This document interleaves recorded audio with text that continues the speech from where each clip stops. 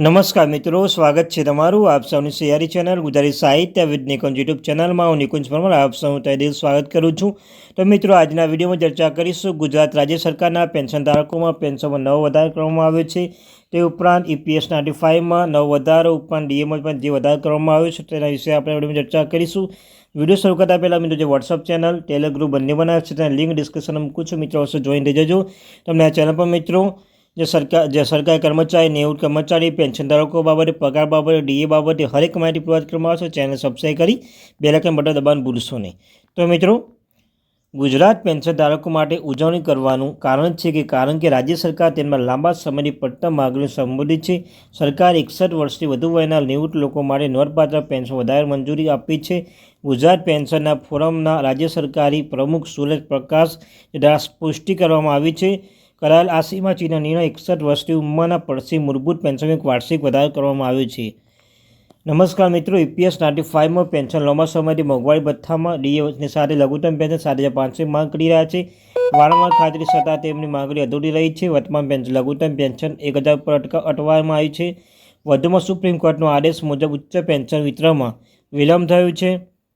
સાથે સાથે મિત્રો, જે આ વિલંબ પાછળ કારણો અભ્યાસ કરી છે તે સંપૂર્ણ સત્ય સમજીએ તો મિત્રો, EPS 95 પેન્શન ભાગીદારી અભાવ લગભગ 7.8 મિલિયન EPS 95 પેન્શન સાથે ઘણા લોકો તેમના અધિકારો અથવા ચાલુ હિલચાલ વિશે સંપૂર્ણ રીતે વાકેફ નથી, જો કોઈ પણ સામાજિક કાર્યવાહી તેમના ભાગીદારો મર્યાદિત કરે છે। સાથે સાથે મિત્રો, સંડોવણીના આ અભાવના મુદ્દે વ્યાપક ધ્યાને અને પર્યાપ્ત સમર્થન મેળવવાની અટકાવ્યું છે અને ઘણા પેન્શનો તેમના પેન્શનની આસપાસ મુદ્દાઓથી અજાણ હોય છે, તેના કારણે યોગદાન આપતા નથી।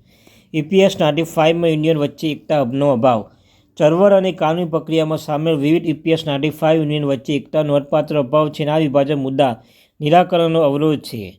સાથે સાથે અને તેને ઉકેલવા માટે વધુ પડકારરૂપ બનાવવામાં આવે છે। EPS 95 પેન્શનના સભ્યો તેમના અધિકાર વિશે જાગૃત લાવવાના અસરકારક અભિયાનો પર અભાવ છે। એકીકૃત પ્રયત્નો અને સંગઠિત ઝુંબેશ તેમની સફળતાની તકોમાં નોંધપાત્ર સુધારો કરી શકે છે। અપૂરતી કાનૂની જ્ઞાન મોટાભાગે EPS 95 પેન્શનો અને તેના યુનિયન નેતાઓના યોગ્ય કાનૂની જ્ઞાનનો અભાવ રહ્યો છે।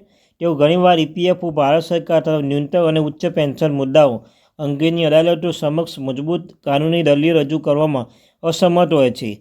કાયદાકીય દૃષ્ટિકોણથી આ મુદ્દાઓ સંપૂર્ણ રીતે સમજવાની અનિચ્છાઓ પણ છે।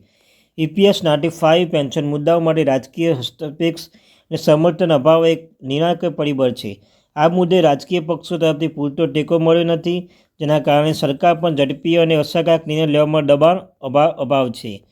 કેન્દ્રીય કર્મચારી માટે એક મોટો સમાચાર આવી રહ્યો છે કે આગામી વેતન પંચની રચના થવાની શક્યતા ઓછી જોવા મળી છે, પરંતુ સરકાર બેઝિક પગાર મોટો વધારો કરી શકે છે, જેનાથી લાખો કર્મચારીને સીધો ફાયદો થાય છે। કેન્દ્રીય કર્મચારી માટે જલ્દી સરકાર મોટી ભેટ જાહેરાત કરી શકે છે। સૂત્રો માની તો ઘણા મંત્રાલય કેન્દ્રીય કર્મચારીઓ લઘુત્તમ પગારમાં વધારો કરી શકે છે। સૂત્રો પાસેથી મળતી માહિતી અનુસાર જે નાણાં મંત્રાલય કેન્દ્ર સરકાર કર્મચારીઓ લઘુત્તમ પગાર 18,000ની જગ્યાએ 21,000 રૂપિયા કરવા પર વિચાર કરી રહ્યો છે। અત્યાર સુધી 7મા પગાર પંચ ભલામણ મુજબ લઘુત્તમ પગાર 18,000 રૂપિયા ફિક્સ છે। આ લઘુત્તમ પગાર લેવલ 1 કર્મચારી માટે છે। અલગ અલગ પે બેન્ડ અને લેવલ પર પગાર અલગ છે, પરંતુ આ જ રેશિયો ત્યાં પર પગાર વધશે। પગાર પછી જગ્યાઓ બેઝિક પગારમાં ઉછાળો સરકાર આ વખતે આગામી વેતન મંચ લાવવાની જગ્યાએ બેઝિક પગારમાં સીધો વધારો કરવાની યોજના ઘડી રહી છે, જેનો અર્થ છે કે કેન્દ્રીય કર્મચારી પગાર મોટો ઉછાળો આવી શકે છે।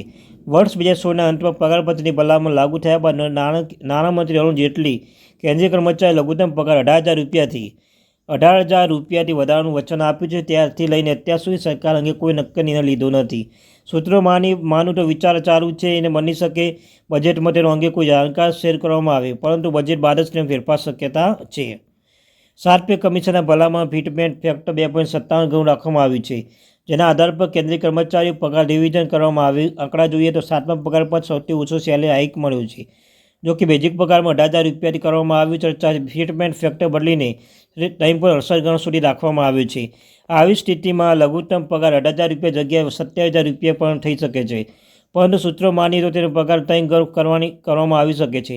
તેના ન્યૂનતમ પગાર 3,000 રૂપિયા વધારો થઈ શકે છે। આ વધારા બાદ કર્મચારી પગાર 21,000 રૂપિયા થઈ શકે છે।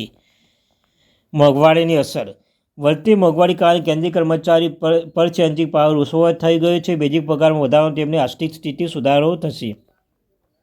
સ્ટાન્ડર્ડ ઓફ લિવિંગ વધુ પગારથી કર્મચારી જીવન સ્તર સુધરે છે અને તેઓ પોતાની જરૂરિયાત પૂરી કરવામાં સક્ષમ રહેશે.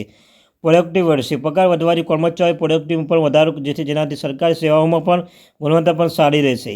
ક્યારે થશે જાહેરાત? તો સરકાર જલ્દી આ મામલે અધિકૃત જાહેર કરી શકે છે. આ શહેર કેન્દ્રીય બજેટ 2024 પાસ થઈ શકે છે. કેન્દ્રીય કર્મચારી સરકાર પાસેથી ખૂબ જ અપેક્ષા છે. તેમની આશા છે કે આ વખતે સરકાર તેમની આવકમાં સુધારા માટે કોઈ નક્કર પગલું ભરશે. ગુજરાત સરકાર નાણાં વિભાગના ઠરાવમાં જણાવ્યા મુજબ એકસાથે આવી સરકારના કર્મચારી મળવાપાત્ર મોંઘવારી ભથ્થામાં દર સુધારા બાબતે પરિપત્ર કરવામાં આવે છે. ઠરાવ વડોદરા મહાનગરપાલિકા કર્મચારી તેમજ પેન્શન લાગુ પડે છે. તે મોંઘવારી મુજબ દર મંજૂર કરવામાં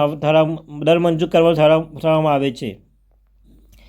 ચૂકવવાપાત્ર માસિક પગાર મોંઘવારી ભથ્થામાં દર 70% સુધારા પગારમાં મૂળ પગાર એટલે પે મેટ્રિક્સના નિયત લેવલ મળતો પગાર, પરંતુ અન્ય કોઈપણ પ્રકારના પગાર જેવો કે ખાસ પગાર વગેરેનો સમાવેશ થશે નહીં.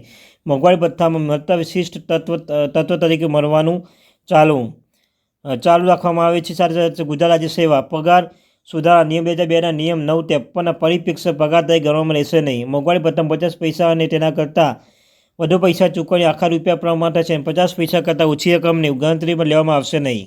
તો મિત્રો, આ latest update. Thank you very much watching a video. જય હિન્દ, જય ભારત.